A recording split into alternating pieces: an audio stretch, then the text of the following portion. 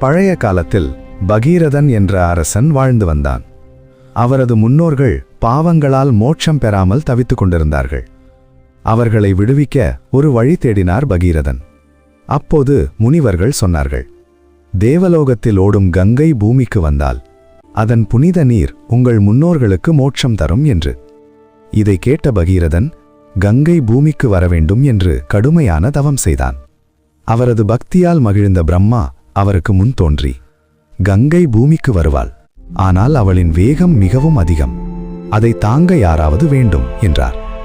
இதை கேட்ட பகீரதன் சிவபெருமான் அவளை நினைத்து மறுபடியும் தவம் செய்தான்.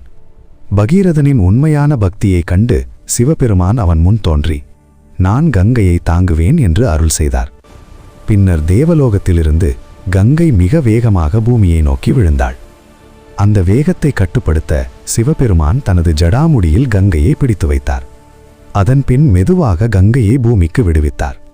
கங்கை பூமியில் பாய்ந்து புனித நதியாக மாறினாள். பகீரதன் கங்கை நீரை தனது முன்னோர்கள் இருந்த இடத்திற்கு கொண்டு சென்றான். அந்த புனித நீரை தொட்டவுடன் அவர்கள் எல்லோரும் மோட்சம் பெற்றனர். அந்த நாள் முதல் கங்கை ஒரு புனித நதியாக போற்றப்படுகிறது. அதில் குளித்தாலும் நினைத்தாலும் கூட பாவங்கள் நீங்கும் என்று நம்பப்படுகிறது.